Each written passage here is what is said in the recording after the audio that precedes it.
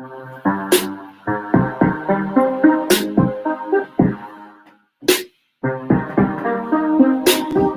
talks women share to be bold and take risks. The talks women say what they feel and mean what they say. Yeah. The talks believe in your power, so much power. Yeah. The talks where women share, women share.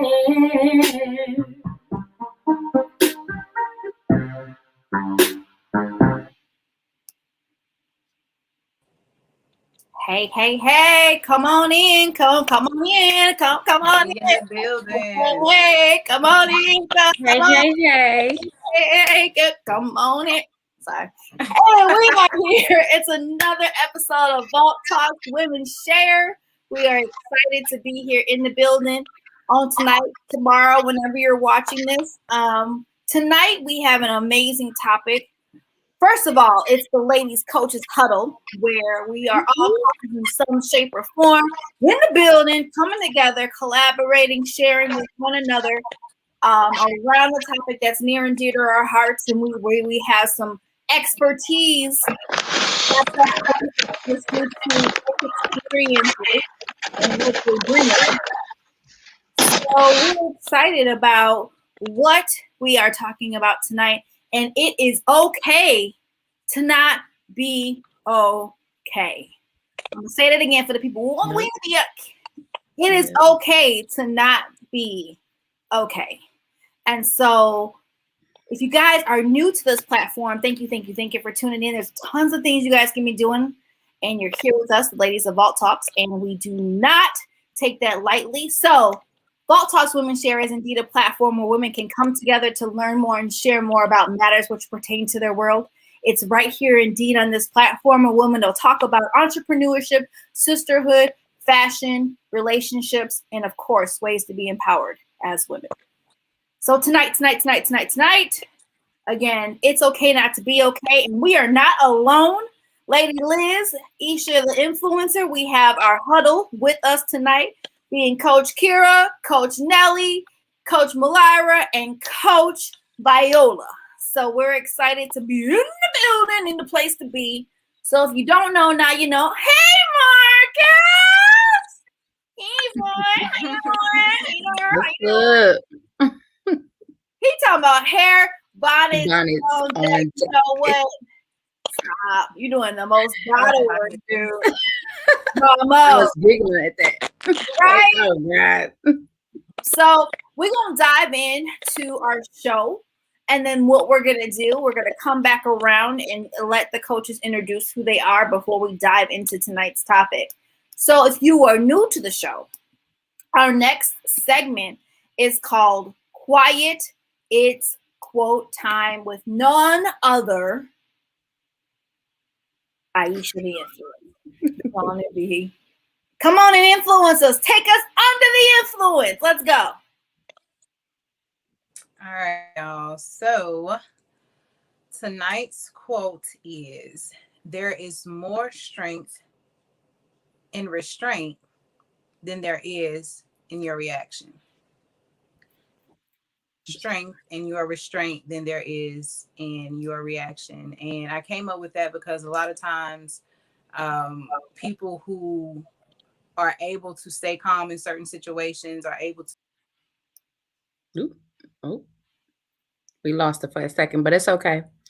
There's more strength in restraint than there is in your reaction. I'm still learning this. I'm not totally at the place of where I need to be, but I have recognized and I have great friends who have definitely shown this in everything that they do.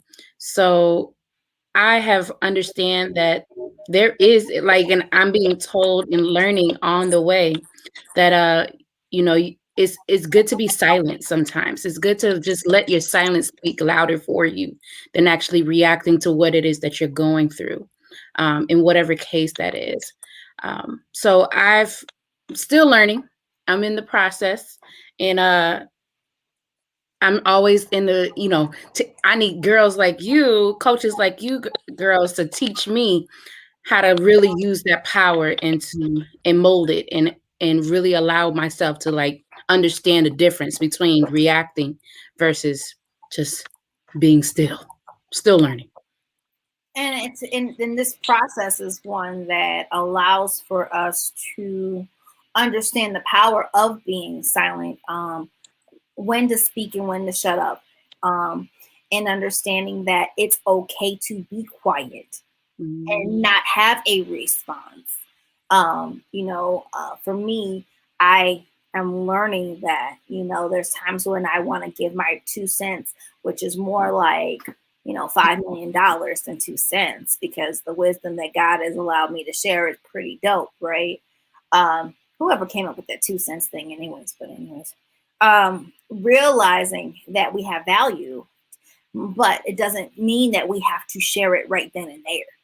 And so, sometimes it's just that, okay, gotcha. And, just learning how to be okay with that right there and keeping it moving and understanding that you don't have to respond. Mm-hmm. There's power in not saying anything. There's a strength. There's a boldness in not saying a word. So I think that's powerful as well. But we got Isha back.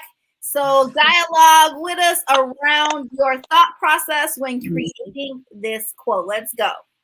Yeah, definitely. Thank y'all for picking it back up. I don't know what's going on with my connection over here. That's teamwork. Hopefully it stays together. But yeah, y'all were right on target with the little bit that I heard. It's definitely more power in, controlling your emotions in certain situations. And a lot of times it's not viewed that way. People who are powerful enough to stay calm, like I was saying, in certain situations are viewed as maybe weak. And we view emotions like anger as strength. People who are so quick to react out of their emotions, they, deserve the kudos because it's something that you can actually see. But that's the easiest thing to do. It's easy to react. It's easy to, respond in your emotions, but there is so much strength in being able to restrain and not falling into the energies that are trying to suck you in. So that's where I was coming from with that quote. The energy, that word right there, and knowing that okay. So anybody who knows me knows I'm visual. So I literally just saw like a game of double dutch. Mm-hmm. So the ropes are flying, so the words are flying, the situation's getting hot, you can decide to jump in or not. Like, it's on you, So, there's more power in saying pass sometimes when it's your turn to jump in the double dutch fire. You know what I'm saying? And there's more power in that because sometimes you aren't ready to respond. You want to respond, but are you really ready? And meaning, have you really processed your response before you just go and pop off? Now, I used to be pop off queen. I can admit to my stuff. You give me an opportunity, it was on and popping. Like, what?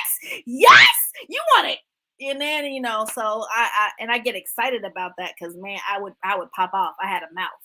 And I've learned that ain't cute, first and foremost, as a female, to always be running your mouth and da-da-da-da. You sound like Charlie Brown's teacher after a while. And people don't want to be around that type of energy. You giving off a whole lot of smack. People don't want to be around that. So you might have valid points. There's a way to deliver your point in a time and a setting. And sometimes that time, it just isn't when you think it is. So with that being said, let's do brief introductions. Malira, give us your point on that and give us a 30-second intro of who Malira is, because you quick at yours. You probably give it to us in 24. Go ahead. Absolutely. So again, my name is Malira. I am your confidence coach. I'm the owner of M Green Enterprises LLC. And literally what I've learned is when you sit down and you stop thinking about what you always want to do, you begin to see what you actually do.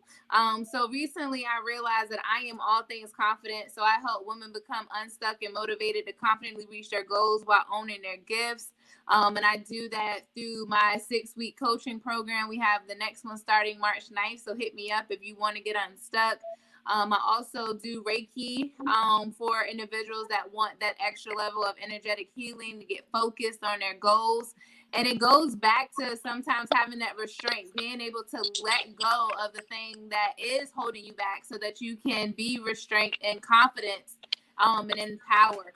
I also do relationship stuff with my husband. We got the Greenhouse Effect going down this Saturday for Valentine's Day. So if you want to do more with that, I got you. And then lastly, I do everything mental health and confidence. So that's a little bit about me. So thank you. Do me a favor, Malira, text me your links so I can throw them in to the stream so people can connect with you and everything you guys are doing. Especially this weekend. Yeah, that's huge. Viola Hall in the building. Hello, everybody. My name is Viola Hall. I am the CEO of Gym Incorporated LLC, which is holistic health. So I help you transform your body to a whole nother level, help you to get your body back on track. I work with families. I work with pregnant women. I work with women in general, just to help you to learn and reprogram, unlearn to relearn health and wellness and how it can actually get you back to where you want to be or should be or where you want to be. So thank you. Boom.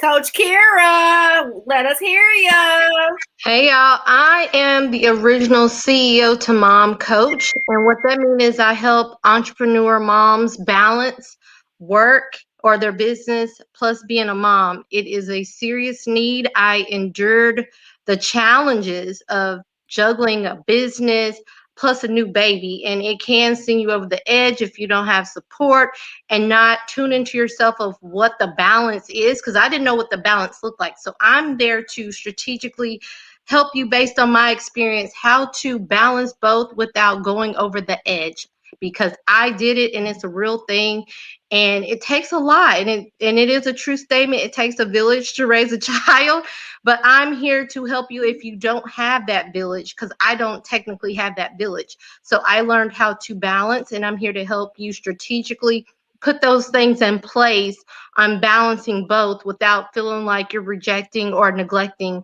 one or the other. Ooh-wee. All right. Am I forgetting anybody? Oh, Nelly P. Tell us who you be. You're on mute, boo-boo. Hey, I'm Nelly P. I am a life skills coach. My niche is anger management, communications, and skills. Because as adults, I find that a lot of times we have a lot of problems in communicating what we want and how to get it, and we deal with a lot of stress, which usually turns into anger when it's not identified. So for me, I let you learn the skill set so that you could be the best person that you could possibly be as an adult.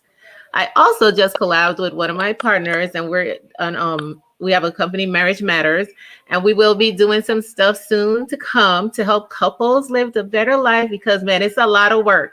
And sometimes the skill sets that we have never learned, we're here to teach you so you could learn them and have a better life. Now, I'm going to share something with you, Nelly P, as well as Malira. On the count of 3, I need you two ladies to shout out where you live. Ready? 1, 2, 3.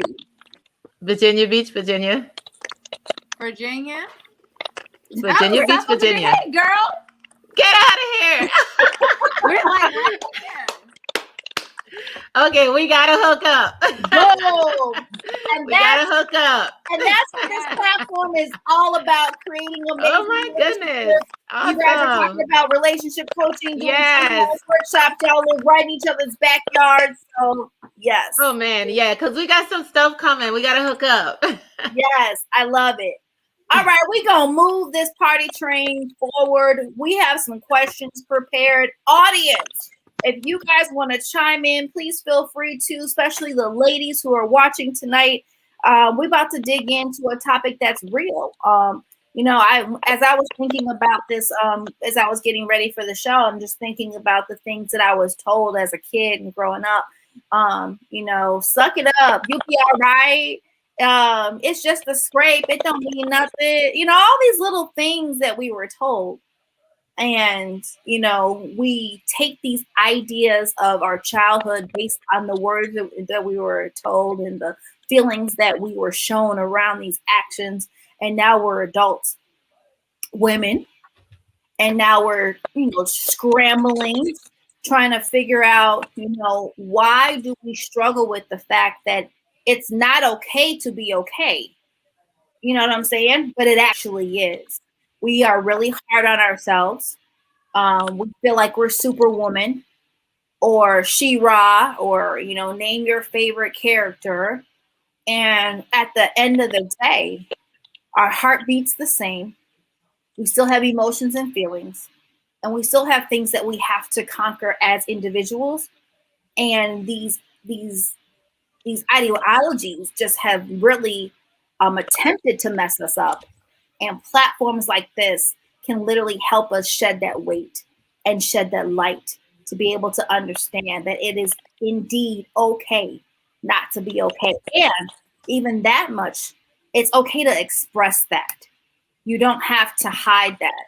You don't have to feel like you are alone in the struggle when you have your moments of not being okay. And so let's dive in and talk about this. Malira, thank you so much for what you do, because what you don't know is that we all in Malira's lane tonight, just in reference to what she does as a profession, in reference to her therapy practice that she has. So this is important for all of us. And what I love is that we're all coaches and we all have value based on our life experiences of what we've already conquered and what we're currently in, to shine light on this topic. So you know how we do on this platform. We come with the questions, because that's how we help one another overcome these barriers that stand tall, but yet we have the answers together and collectively to make them fall. So let's go. As women, we need to be more real when we are not okay and learn to accept that. What are some ways we can be more real with ourselves? As women, we need to be more real when we are not okay and learn to accept that. What are some ways we can be more real with ourselves? Who wants to take that one?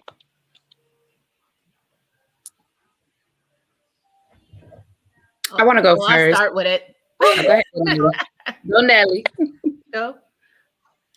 I was just gonna say, being real, to be real with ourselves with it is really sometimes, well, let me just start by this. Most of the times, like Takara said from before, we kind of been groomed to be strong in everything that we do. So I think first we have to accept that when we're not okay, it's not a sign of weakness. Right. It's really a sign of strength. Because then if you could say, hey, I need help, or hey, sis, I need to talk to you, or hey, sis, help me out here. That's really strength. And I think we kind of have to change the mindset of not thinking it's a weakness to ask for help when we need it. And that's the first place to start, just putting it in our mind that every one of us and everybody we know suffer for something or deal with something, but we don't like to show it on the outside. But the truth is, it's killing us on the inside. So the truth is that my mindset has to change. It's not about weakness. It's a way to make you stronger in the end by admitting it. Right. Yeah. That's definitely good. It goes along with, the reason why I came up with the quote that I did is just we have a misconception about what strength and weaknesses are. Absolutely. Because of what's valued in society. But I think it's shifting now to where we are really valuing what's important. So when it comes to your emotions and your feelings, and the question asked is, what are some ways that we can be more real? It's just really stopping and acknowledging what it is that's going on. You know, a lot of times we skate over how we feel, or we brush it under the rug. And like the car is saying, you know, we'll be okay. It's nothing. Why you crying over that? We are so used to diminishing our feelings when it comes to certain things. So, you know, really acknowledging, okay, this is how I feel about this. And then, you know, addressing that, even asking yourself the question, why do I feel this way? Or just really sitting with the fact, and don't try to, you know, cover it up. Don't try to be strong or think what is strong for other people or whatnot. Really cater to yourself, because if we see other people emitting these emotions and behaviors and they feel like are showing that something is wrong, we're going to run to their rescue. So in all things, it always comes back to me is just, you know, doing what you do for others for yourself. Mm. Wow. And that's so good, because a lot of times we give so much out to others and we neglect self. And one thing that I'm learning is to really just pay attention to the words that I release, even when especially when I'm working with my clients. And it's so amazing on how I'm giving these jewels. And it's like, Mhm. hello, take that and put that back in Mhm. your own system and make that work for you. And Yeah. one of my brothers who has graced us with his presence here on the show, shout out to Levi Lawrence if he's watching this. Levi Lawrence the third, that is, if he's watching this. We had a call about a couple months ago, and the one thing he told me was start using the nuggets that you give out. And it hit me so hard, because first somebody else saw the value in what I give out. You know, sometimes we don't think it's valuable because it's in our brains and we hear it and we process it. But when somebody else can catch it and say, why aren't you using that for yourself? You know, it really makes you think about your positioning and how you can really strengthen yourself according to your own words. And we're so quick to give out just as women, you know, our sister, whoever comes to us, and we give them advice, not realizing that, hey, it's coming from our vault. So if it's coming from our vault, that means that it has something to do with us and our DNA and who we are. So really, you know, paying more attention to that and giving more acknowledgement around that, and giving ourselves more props for the things that we share. Mm-hmm. Absolutely. The best advice is to take your own, because Yes. we give it so much, and you know, we know it's valuable. We know it'll help, it works, but it's one thing to know, it's another thing to do. And Right. that's the part we have to put the two together. We know we're filled with a lot of knowledge, wisdom, and information, but if we don't put it to work, it's just knowledge, wisdom, and information, and it Information. won't do anything for you. Yeah. So yeah, we definitely have to learn to apply it, to really take our own advice. And like I said, turn everything inward. We know exactly what to say without a hesitation to other people when it comes to us. So really spend that time with yourself. And like I said, recognize, you know, what it is that you're feeling and the things that you're going through, and then kind of coach or counsel yourself. What I've noticed in this area, and I apologize if it kicked me out again, StreamYard is being weird. But a lot of us don't know how to express our emotions, because when we're growing up, if any of you guys are parents, and I'm going to talk about me because I'm not going to step on y'all toes, but for myself, anytime my kid is doing a emotion that's other than happy, it's like, what you crying for? Like right now, during this, my son downstairs crying. I want to know what he crying for. Like, what's going on? What's wrong? You got a clean diaper? You got food? What's happening? And then what ends up happening is we get these messages that anything outside of happy is a bad emotion, because it's always, you need to change it. It's never, well, why you feel this way? Let's walk through it. It's okay. Can we do something else? Let me change it, as if it's a problem. So when you get older, the message that you tell yourself is, if it's not happy, I don't need to talk about it. If it's not excited, I don't need to talk about it. If it's not joy, I don't need to talk about it. And there's so many people right now that's walking around with untalked about emotions, that basically I call it being the elephant in the room. Most people think the elephant, I'm talking about the size. That's a piece of it, but it's not the whole part. An elephant has the world's best memory. And then what happens is, every time you say, oh, I don't really feel that way, that didn't bother me for real, I can get over it, you're feeding that elephant. So as we're ignoring our emotions, we're wondering why. Now we're lashing out at those that we love. And it's because now our elephant is so big, we fed it over the years that it's kicking us out of our room. So one way for us as women to acknowledge that we're not okay is by saying that we never got the opportunity to say, like we've been saying, that I'm not okay.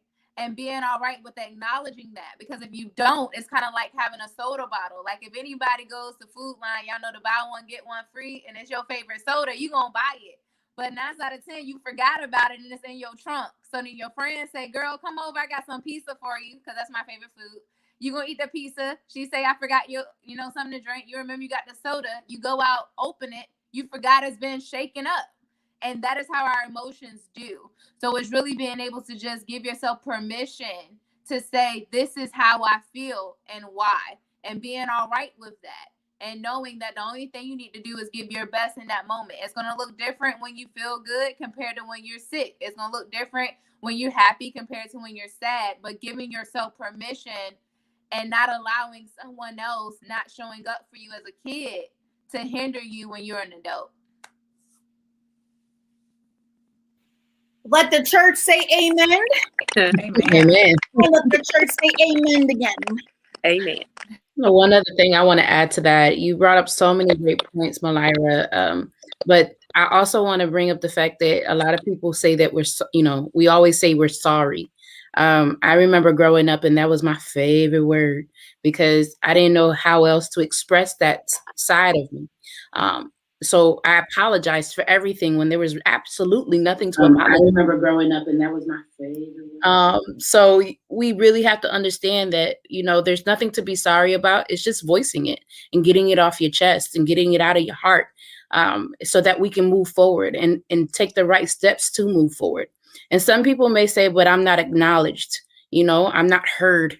And that has a factor to play within it too. So, find the person that's going to hear you out. And if it's not family, because sometimes it's never family. Sometimes it's never family.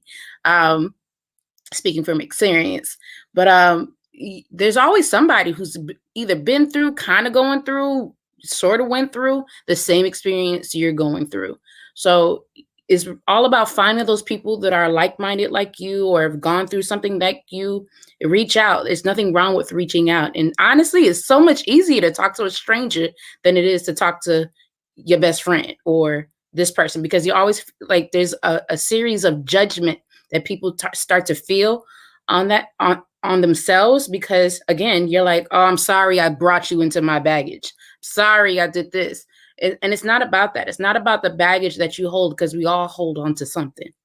It's about letting go and understanding that the process of letting go is healing, all in its retrospect. So I definitely just wanted to point that out as well. And I appreciate you doing stuff. We have some comments in the audience, and we have someone saying, growing up, I was taught to look out for others and to be a strong woman, but I wasn't taught to look out for self. Pouring into myself has been an interesting journey. Got someone else saying, emotions are suppressed when not permitted to be expressed. Mm-hmm. We hitting the vein tonight, ladies. So let's continue to keep on pumping it out. Good.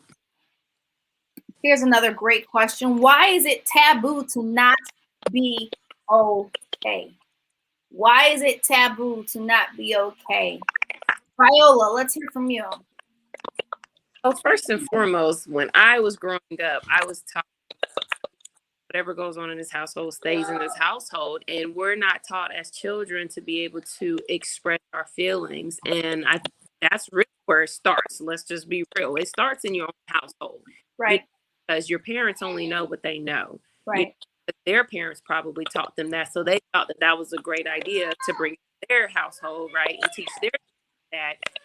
In actuality, it's not. Malira hit on a lot of huge keys, because whenever we're talking to our own children, we can learn from when we're talking to our own children, right? And we can feel in our spirits, oh, wow, that's something that my mom or that's something that my dad, why am I using that exact same thing? Because now we're passing down generational curses. And I think it is a curse because I feel like our children have emotions too, and they have the rights in a respectful way to be able to express how they feel.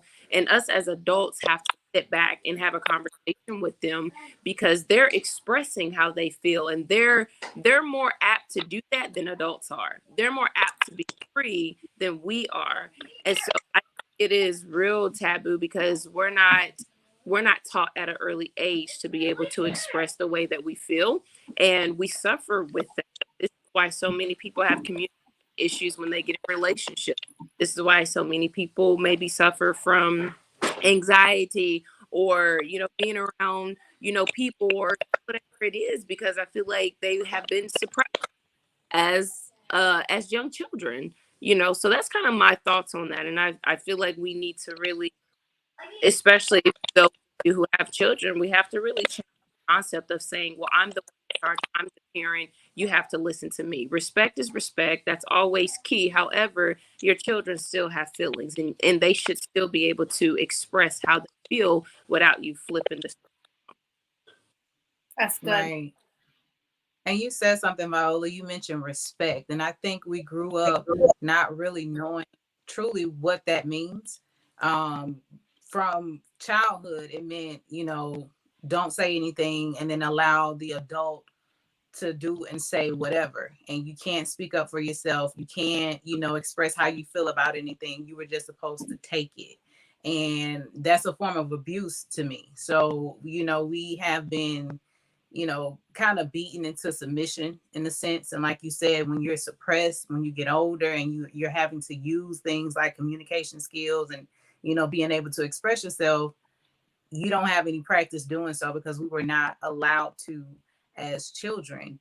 And it's just, unfortunate, now we're adults. Now we have kids of our own and we're stuck in the middle of breaking those bad habits and trying to incorporate new ones. Mm-hmm. And it's hard when you're with your spouse and we all kind of grew up the same way if we're in the same generation, but they are attached to those, child rearing styles. So they want to continue the tradition of, let's call it what it is disrespect. We were disrespected by our parents, by our grandparents growing up, even if we were children, but they look, the world, society look as children as less than. So kind of breaking away from that and being in the middle, like I said, as a parent it's kind of hard to do. But once you realize, okay, this wasn't the best practices, now it's time to start, implementing those things so we can start to change the way that our community operate and interact with each other. I would also say it goes to utilizing terms the wrong way.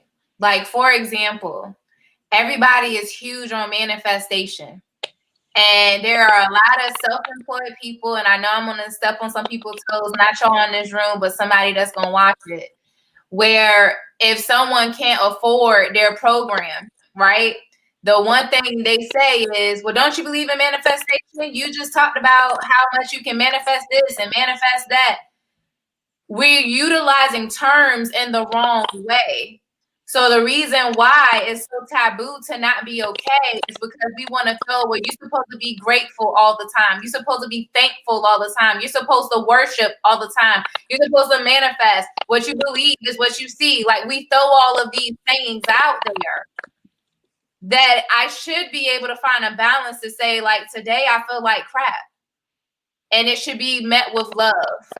So there's a lot of people making other people check boxes. Like, when I work with my therapy clients, that is the biggest issue, is that for their whole entire life, anytime that they say that I am not okay, they're met with, but you signed up for this. Because I work with military. So their whole thing is, what you mean you having a mental health issue? You knew what you were signing up for when you signed the dotted line. But even when we talk about kids, our kids don't know what they're signing up for. And heck, half of the parents don't know what we're signing up for either. So it's all of the time trying to utilize words to make other people feel bad to meet what you feel their expectation should be. And I think once we can take away terms and actually be present in the moment and be quick to listen, slow to speak, and slow to anger, like actually looking at the situation for what it is, then we won't continue to minimize other people's stuff. And then the last point is using the word excuse. Like, we love to throw that out. Some people, reality is not an excuse. They might just can't. They might just not have the ability to carry that weight. They might just not have the funds to do your coaching program. Like, it's okay. But it's being able to, again, take a step back and just showing up for that person and just letting them know, again, it's okay to not be okay. I want to chime in on this because I haven't spoke yet, because this really hits home and I had to have some time to think and take all this in. For me, I grew up in a household where you have to pray it away. You know, you have to pray and wait for God. And I'm all for God. I'm not knocking anybody. And I'm sorry if somebody that's a non-believer is watching this, but I love me some God and I pray every day. But, you know, it happens on His terms and on His time. And sometimes at that time, you need something now. And at a point in my life, Takara know this, of my 35 years on this earth, I've never been depressed until now. And I wasn't okay. I was telling everybody I wasn't okay. They was like, oh, just pray about it. It'll be okay. I'm telling my husband he's not taking it serious. My parents wasn't taking it serious. I'm telling friends nobody's taking it serious. I said, so what if y'all would have done if y'all would have saw it and jumped off a cliff? You know, then it's too late. Y'all want to cry at somebody's funeral. So again, I understand, you know, prayer does work. Prayer changes everything. It's changed a lot for me. But at that moment in time, I needed some relief then. And I had to wait for God to make those moves. I had to wait on Him to make those actions and come up in my heart to make big changes for me. But at that time, I was not okay. And it wasn't cool for me to tell anybody I wasn't okay. You know, I'm still healing, but you know, that is the taboo thing. Everybody says, you know, pray on it and it'll be fine. Yeah, we can pray on it, but it takes time for those prayers to come into fruition. It don't happen because you say you want it to happen now. You have to be patient. So again, you know, you got to be able to have a good solid amount of people that's going to hear you out and receive it with love and respect and not just tell you to pray on it, because that's why a lot of people are killing themselves. They're telling people they're feeling bad. They're telling you I'm not good. I've never had a suicidal thought in my mind until I was 34 years old. So that is real when you don't have support. And I had to sit with my husband, share my whole story with him. I had to share my story with my parents, and they're like, oh my God, I didn't know it was that serious. I said, I told you it was serious. So again, you have to have the right audience, you know, to tell somebody I'm not okay and be heard, because it don't always end well when you're not okay and you're not acknowledging it and you don't have good, like, open ears that's taking it in and receiving it and kind of helping you go through that journey to healing process. So that's just my take on it. Of the taboo is, you know, everybody tell you to pray on it, and that's the kind of household I was raised in. That's amazing. Nelly, I know you were getting ready to say something. Whew, this is good. Unmute. Oh, I got it. The one thing too that I want to add to that was an excellent point, and I'm glad that you were able to, you know, change the way you think about stuff to get the help that you needed. But I know a lot of times, I'm prior military, and I have dealt with lots of suicides. And the one thing that I will tell you that I have learned through the years is we don't allow people inside. And we get upset when people around us say, oh, I didn't know. But sometimes we're our own enemy because we put this mask on and we teach people how to treat us, right? Because we come in the world laughing, smiling, happy, and then we go home and we're by ourselves. And a lot of times the people around you, they really honestly think you're okay because that's what you put in the atmosphere, right? And so sometimes this is where once again, we got to change our mindset. You really have to tell people, because being military, you don't walk around frowning. You walk around doing what you got to do. Their life is clockwork. Somebody's suffering. It's like, get to work. Let's get it done. You know, but until you say like, hold up, like you got to scream it. And unfortunately, you got to scream it, because we teach people how we are. They see what we project. And sometimes, back to the mindset thing, we have to know when to say, hold up. Like, I'm so happy now that the mental health thing is a word that we use in our community, for one, because we never used it before. So this is definitely a good topic for people to start saying, like, I need help. Because before, needing help, once again, was back to weakness. But we have to be our first line of defense. We're our first advocate for help. And sometimes we really drop the ball, and then we get mad at our friends and family members, but they really think you're okay, and we just need to work on that, I think, a lot more, because even for myself, like, they'll say, no, he's always happy, but there are days I'm pissed off. But who would know unless I come in and say, hey, I need to talk to somebody.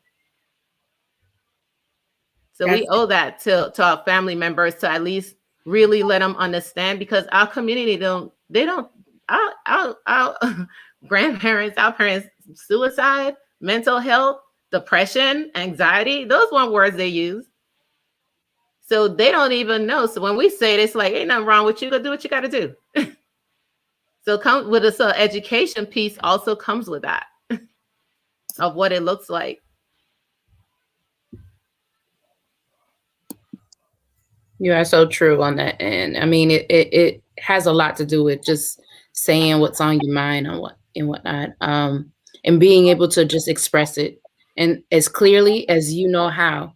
And there's no wrong way. It's just like they say, this might seem like a stupid question. No, because nothing's ever stupid, nothing's ever dumb, because there's probably the next 2 or 3 people who think exactly the way that you're thinking and have the exact same question. So it's really just having the courage to say it and to speak up on it, and not allow what people say or what past generations have done. You kind of have to, you being your authentic self on that end. So you're coming out and you're saying, this is what's going on. You either, I've been that kind of person where I kind of played both sides. I've been the black sheep on one end, and then I've also been the person who was just super bold with no filter. And I'm trying to find the person in between all of that, because of my own personal status of what I'm going through. And sometimes being direct and being pushy is just not the way to be, versus being the person who can finally and clearly articulate what it is that's on my mind. So it's really just a balance of the two. But there's no way to balance if you're not speaking at all. I used to hold everything in and, just suck it all in and, don't tell the world doesn't care, because they're going to chew you up and spit you out. But in all reality, this is the one thing that saved me, was talking to someone about it, and no matter who it was. And honestly, I'm very thankful for the friends that I do have, that I hold cherished, that are still part of my life to this day, where they've told me, like, Liz, you're in the wrong, or you're doing the best that you can, and that's okay. So it's really just not being scared to just speak up and say what's going on. And what's, a lot of people constantly are asking, like, nowadays, you can't say, well, how are you feeling? People cannot say you're just good. I'm okay. I'm good.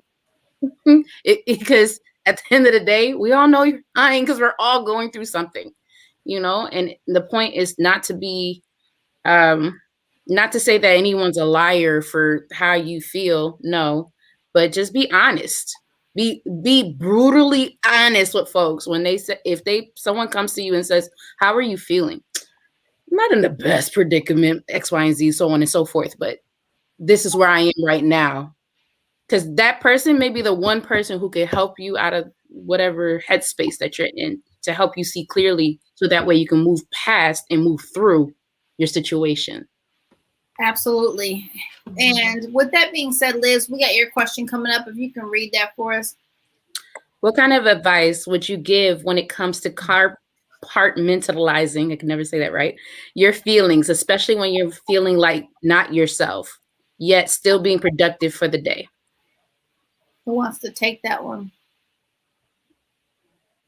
What kind of advice would you give when it comes to compartmentalizing your feelings, especially when you're not feeling like yourself, yet still being productive for your day?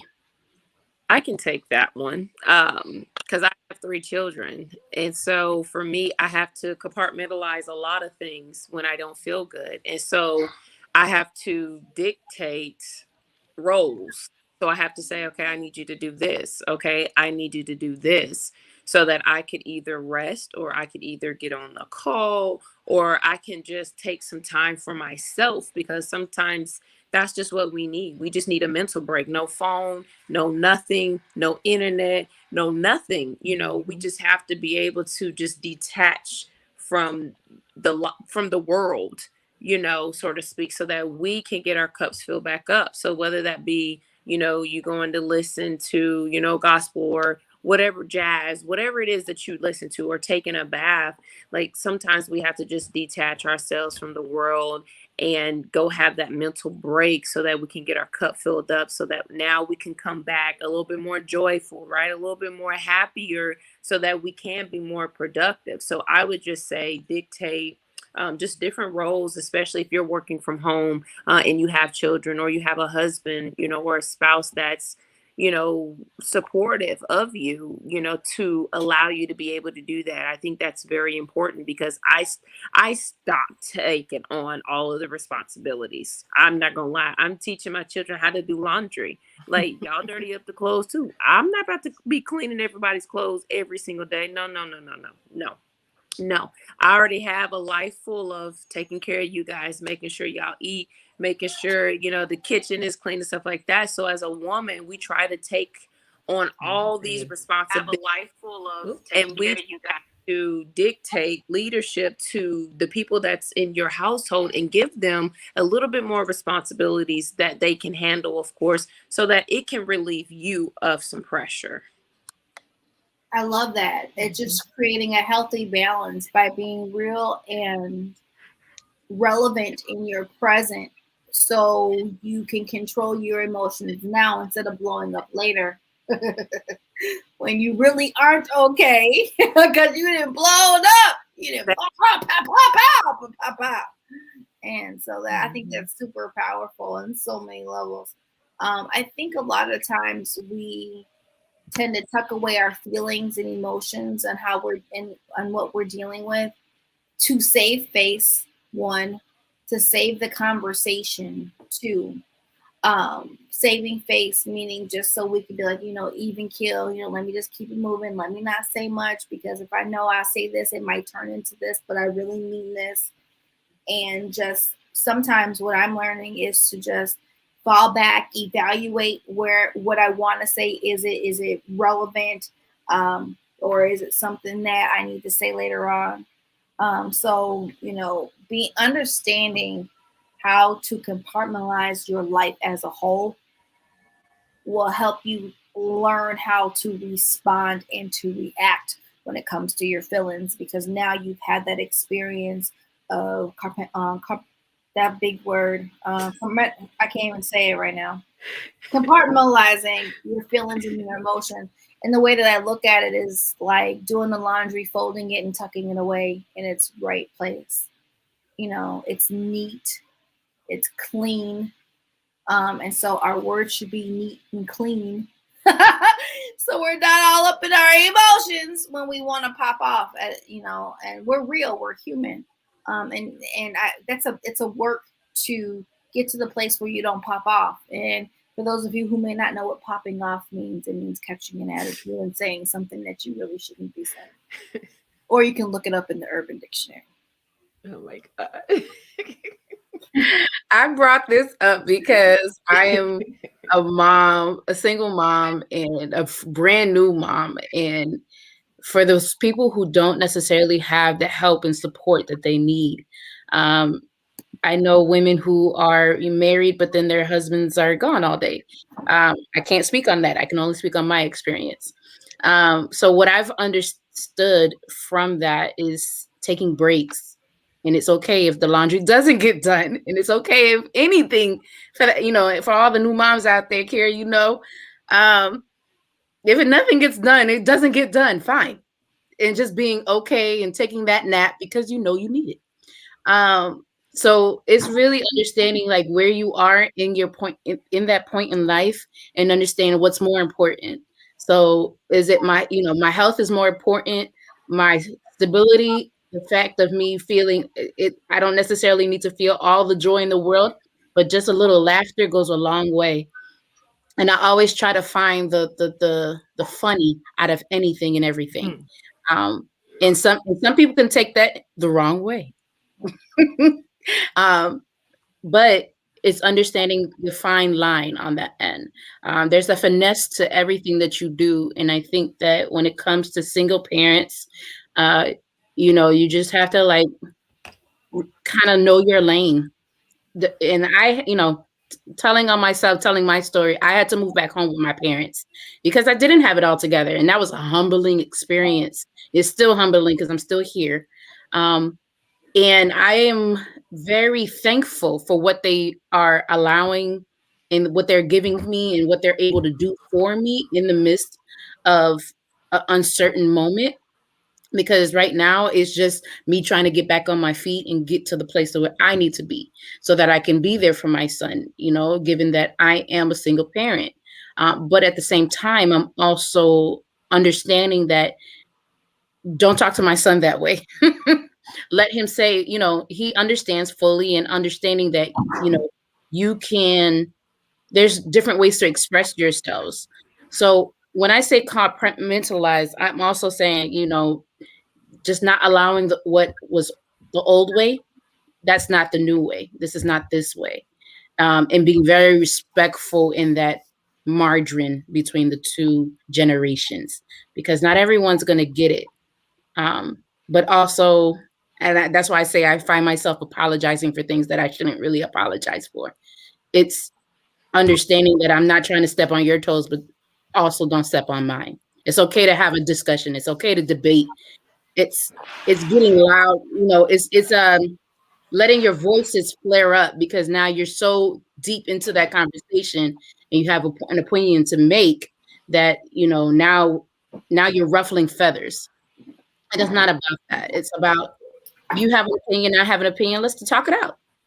And I'm here. We're open, and it's sometimes you may do things that the next person is just not going to understand. But for my comfort, I found that laughing and taking those breaks and taking those moments of rest are exactly what you need. And sometimes it's saying, oh, don't you want to play with the baby? He would love it. And and it excites them, and what is going to finesse that person into saying, yes, I want to play with the baby, versus it being you're dropping him on me, or you're taking all of your responsibility and you're dropping it on me. It's really just a finesse, and it's understanding like, okay, what's going to work back and forth, like how can I help you versus I can help, vice versa.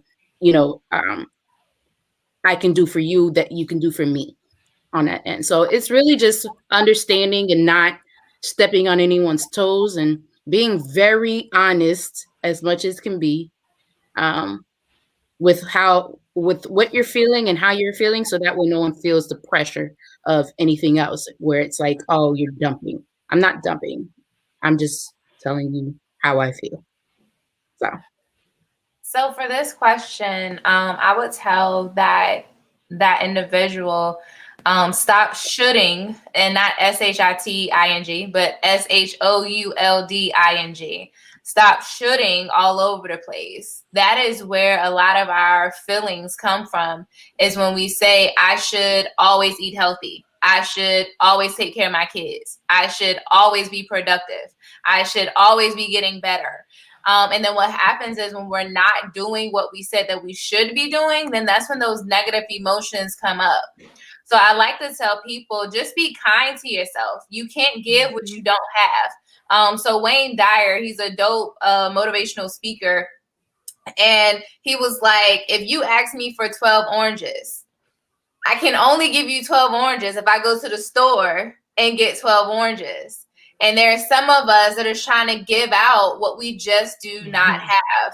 And you have to understand that your story is your story. So, for example, for me, it took me a minute. Like, I'm not a single mom. I have a husband. Before a while, the first couple years of my daughter's life, I act like I was a single mama because I felt like I had to do everything.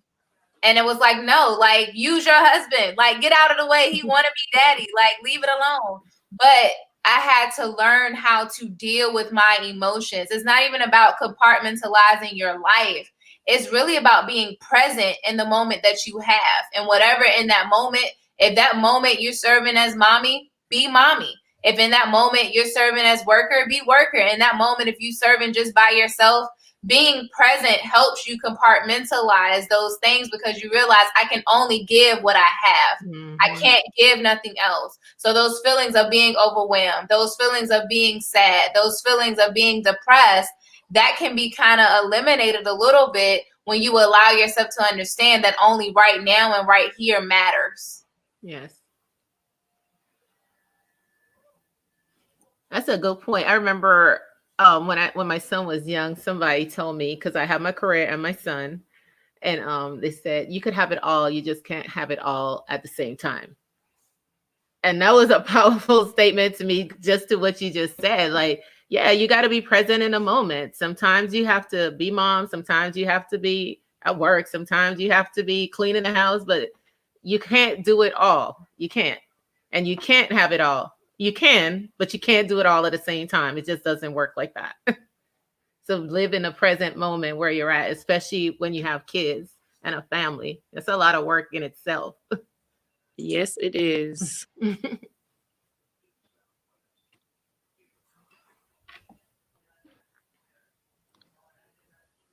Does anyone else have anything that they want to add to that? I have a question for you, though, while we were talking. Like, how do you balance at home with the different generations, though, with raising your kid? Because that got to be tough. Okay, you're still figuring it out. Okay. Yeah, that's a topic for a show right there. Right. Yes, Yeah, that one right there. my parents don't even stay with me, but they be here. So I think we all can talk about that, honey. Mm-hmm. I think right now what I'm doing is what I've learned doesn't work because I spoke to a really great friend to my mom, her best friend, and I've grown up with this woman all of my life. And, she is a wise person and I love her. She gave me some advice as far as how to do with my mother, because my mom, she wants to be my best friend. I don't want a best friend. I want my mama.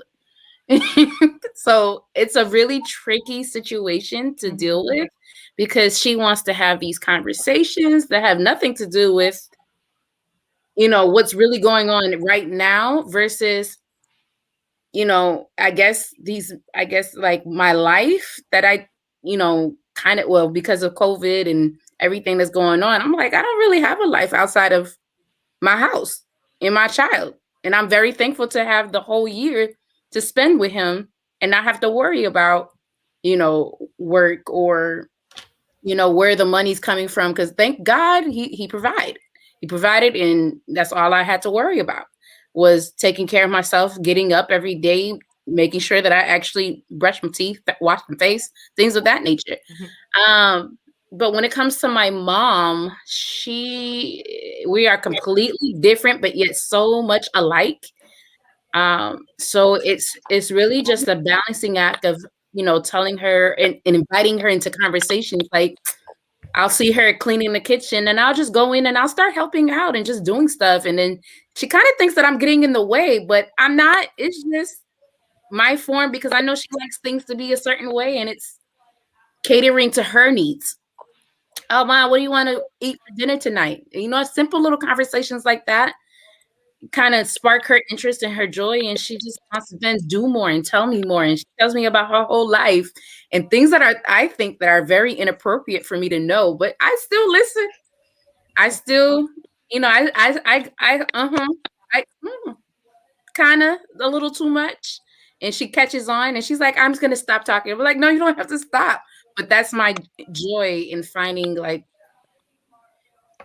I think when my grandmother was here at the same time, God rest her soul, she passed. She left us almost about a year now, come in March. When my grandmother was there, it took things to a whole nother level because it was honestly just, you have to just listen.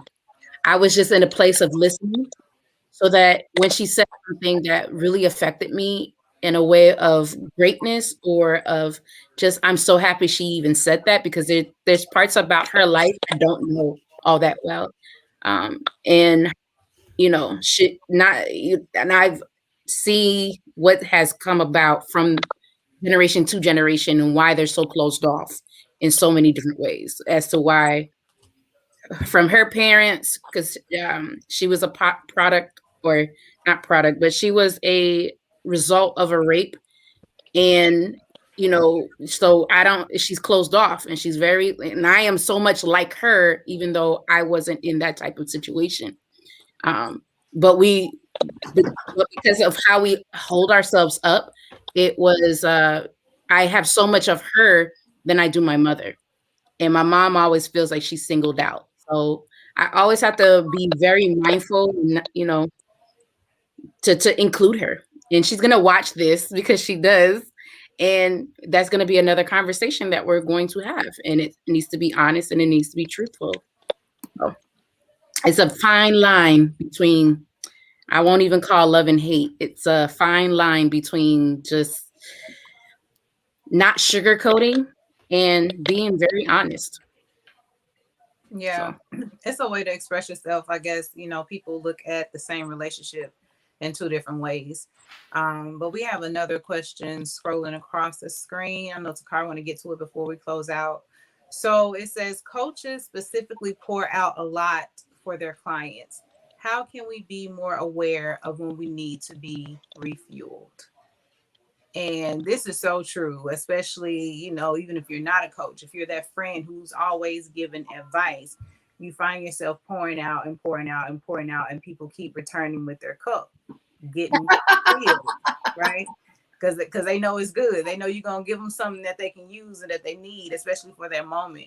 But, usually you're the person who's not really getting poured back into. So we love doing it. Yeah. And like the question said, how can we be more aware of when we need to be filled? We need to be refueled before it's too late. And too late is when you start feeling the symptoms of being depleted. Yeah. So really just knowing beforehand, okay, if I poured out so much in this session on this call, with this person, I need to replenish myself because I've emptied out. And that's just with anything. If you're driving and your gas tank is on E, you're not just going to keep going and keep going and keep going. You're going to pull up into a gas station and you're going to refill because you need that to get to where you're going. And that's the same thing, with us. When we pour out and pour out and pour out, we have to know that we have to, replenish that in order to keep pouring, in order to keep going and doing the things that we need to do for ourselves. So just being, mindful of that fact before it gets to the point of where, I'm tired, I'm exhausted, I don't have any energy. I feel like, the depression symptoms are weighing in. I don't feel like doing anything. That's when you're just really like completely drained and you have to start over. So in order to keep from getting to that point, being mindful of, I just poured out, I need to be filled back up. During that process, I think it'll, make it more continuous for you to keep going. And I think at times as coaches, when we're really in our element and we're in it, we're deep in it, we don't realize how much we've emptied out at times because it's just a part of who we are. It just comes out and it just comes out. So you're right. We do need to kind of do a self-check, a self-evaluation to really, evaluate how we are feeling, because it's like a minister. And I think this is the best way for me to explain it. Ministers, they're called to give out. That's what they do week after week, sermon after sermon. And it's like they have to be replenished. How are they being refueled? Coaches, that's the same thing. We're called to this. This isn't something that we just wake up and say, I want to be a coach. 9 times out of 10, if we're being real, it's something that we fought. Yeah. Realize, I'm good. I ain't trying to do that. That's not who I am. For me, it was a lot of, I don't want to be in the forefront. I'm cool chilling in the background. I can be the water girl and be the glorified water girl and be so cool with being the glorified water girl and helping everybody else on the team score the point and do all that and refill the water cups. But God's like, no, that's not what I have for you. So as coaches, we give out so much to where we have to stop and figure out what's that system, what's that plan to be able to refuel. And Aisha knows and Liz knows, I recently had a burnout because I was giving so much. And then I also have to be very mindful of what I'm allowing to, what am I holding on to that doesn't belong to me after somebody has pulled on me so tough to where, you know, I've given them so much and it's like, but I still have part of their stuff on me and not realizing that I got their stuff on me. So being cleansed to be able to realize that you are, you know, in this place to where, hey, you know what? Boo, check yourself real quick. You know, are you wearing some of that you just helped that girl get off? And it's real. And now that I'm saying this out loud, this is why it's really powerful to listen to yourself. I remember when I was an armor bearer for my first lady years ago. And when we were doing armor bearing training, just understanding the warfare that comes with helping somebody get delivered. It ain't no joke at all whatsoever. And so I was reminded that as coaches, it is our mission to help people transform from one place to the other. And so we have to put on our own armor, whatever that looks like, to make sure that we aren't carrying their stuff plus what we already got that's our own.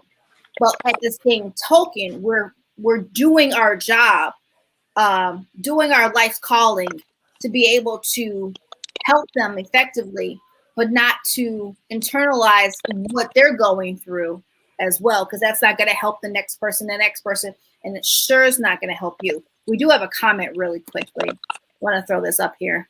Maybe it's our job as coaches to be aware of when we need to refuel.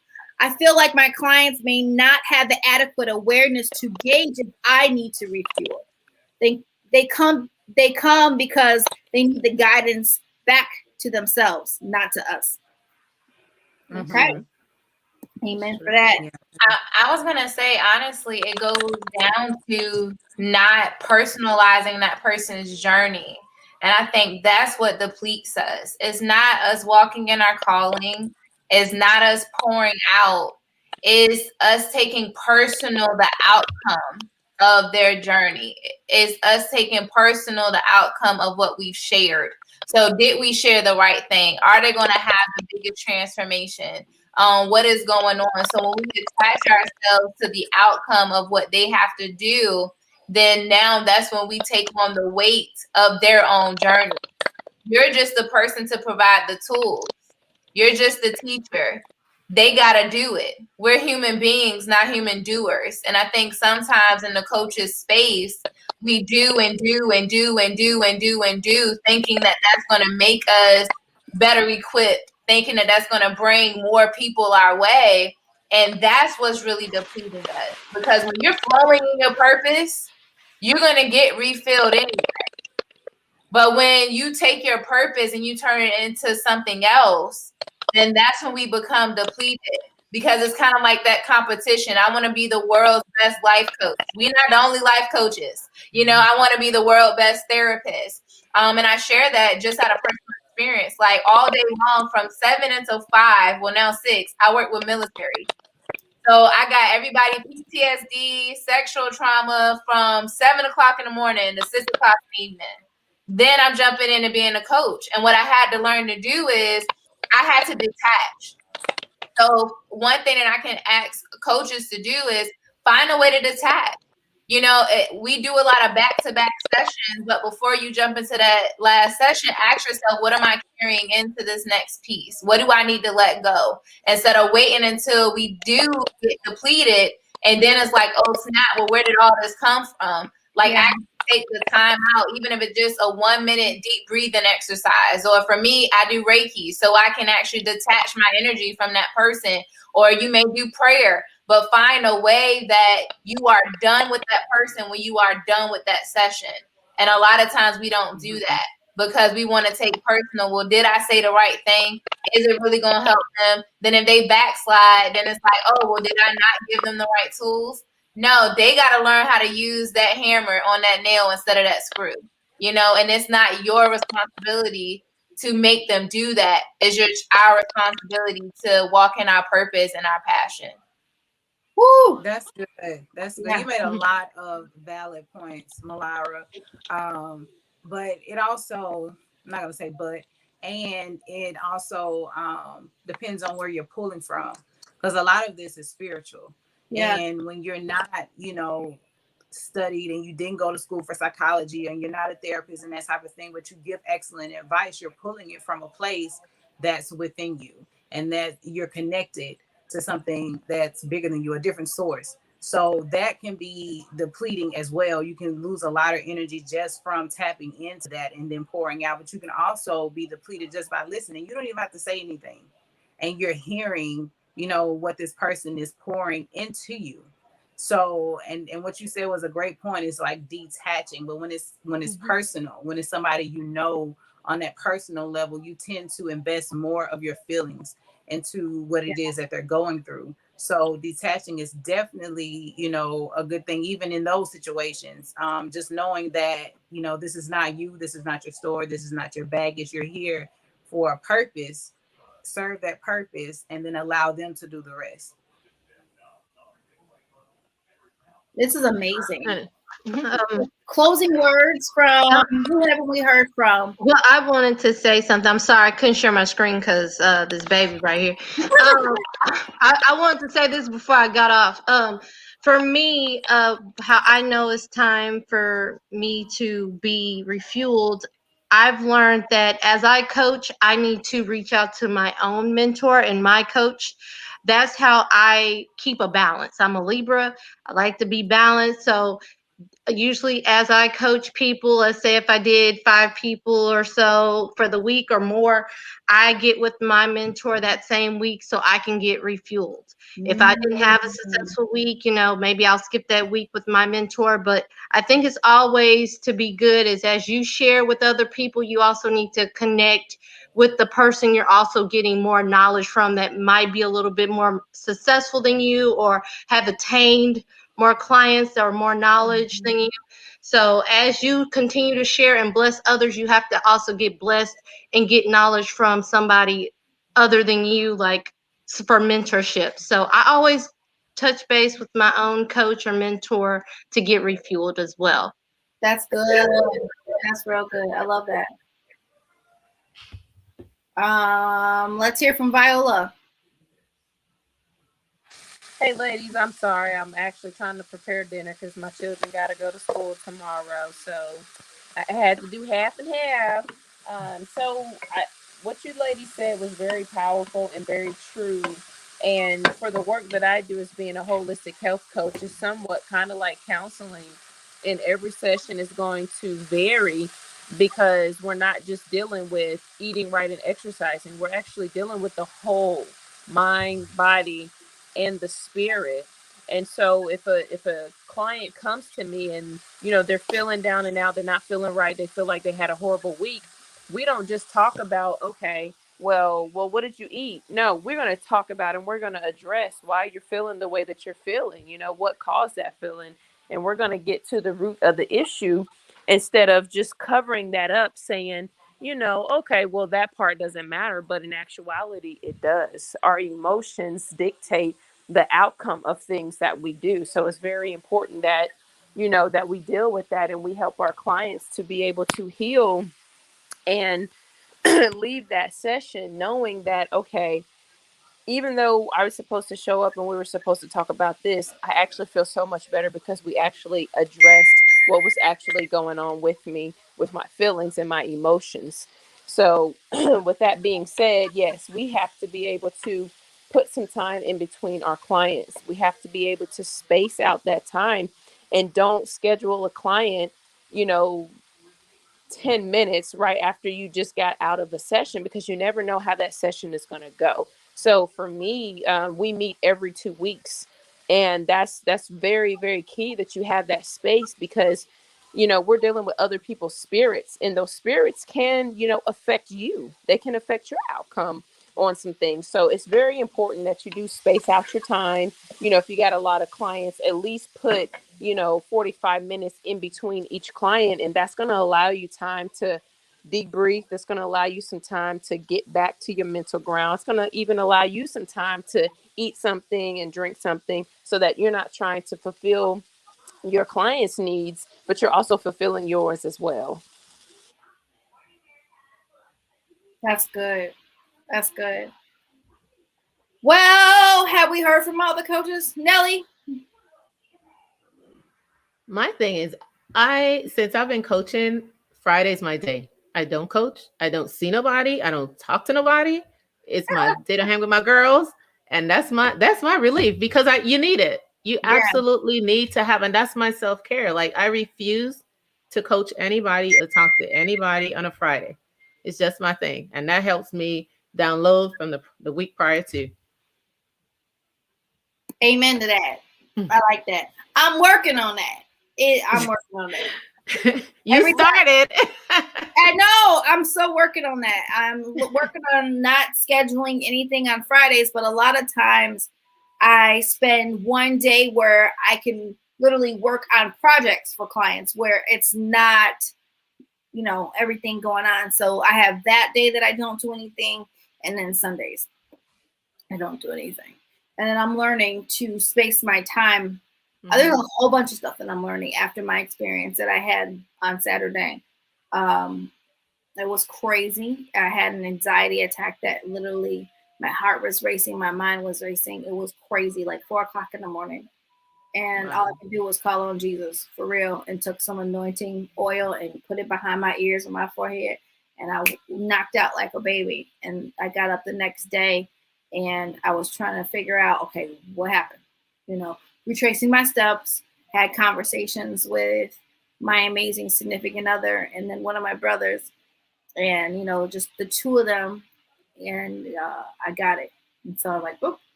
And one of the questions was, because I'm a publisher, so I'm listening to people's stories, whether I am reading them, whether I am editing them, whether I am interviewing them to see if they're an ideal client. I'm listening to their stories. That's ministry all in itself. And so I have to guard myself in that regards, to be mindful of, all of that. And then I took on somebody else's burden, and I didn't realize it until God showed me. And then my significant other showed me as well. It was like, and I was able to pinpoint the who and release it and, keep it moving. So now I have practices in place for myself to be able to do that. And I've been sleeping good, coming into sessions differently with clients this week. And it's just being aware. I think the awareness piece is everything. And as women, we have so many roles and so much going on, and especially when you're a coach, that is not just a cute little title that you give yourself. It's ministry in a lot of ways. You are a sounding board for people that trust you. It's almost like therapy for people. And when you are equipped and you're using your discernment to give them insight and direction, it's a whole different ball game as a coach. Then you're stepping into a whole nother realm. You're not talking about textbook knowledge as a coach, and that's a whole different topic for a whole nother day. For those type of coaches, there we ain't no shade, but when you are anointed and appointed to be a coach, it comes with a different territory. And so this has been a really great topic. I think the overall consensus is understanding that it is indeed okay not to be okay, as women, as coaches, as moms, as wives, as sisters, as daughters, whatever title you have, to understand that making time for you is necessary, whatever that looks like. Like tonight, I'm cleaning my craft room, and I am so excited to clean my craft room because that means that I can get back to making some earrings. And so, just that's my downtime tonight, and I'm not touching anything work related tonight, and understanding and understanding that. Yeah. Oh, Yeah, no, yeah. no. Oh, no. I finished a project. I just got done talking to somebody else before the call, and they were texting while I was on this live, and I told them this, that, and the third.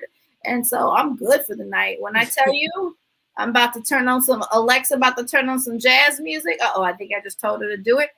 And yeah, that's what I'm doing tonight. So making time for me. And it's really important. And I'm learning that more and more because it's not something that we're taught at all. Mm-mm. And that's definitely a way to refuel yourself and just to be honest and transparent with yourself when you are not okay. And even if you wake up and say, you know what, I'm not okay right now. And doing what you need to do to regroup and refuel right there in that present moment to be okay, whatever that looks like for you. So hopefully this has been a show in the books. For those of you who are wondering, how do I recognize and identify and deal with me not being okay and realizing that that is okay? And a lot of it just deals with unlearning some things. Viola said it earlier, to relearn and to regroup and to replenish yourself, no matter coach, whatever, and understand that this life journey is going to take us through ups and downs. But at the end of the day, we're conquerors and warriors as women. So thank you for tuning in. Next week, we're going to have the Entrepreneur Spotlight. So tune in. But the last Thursday of this month, you don't want to miss it. You don't want to miss it. My significant other has an amazing show called The Male Perspective. And so the male perspective meets the queens of Vault Talks on He Said, She Said, They Share. And we're going to talk about 10 reasons why women want and desire to get married. So it's going to be good up through here. We thank you. Tune in next week, and we are out. Much love.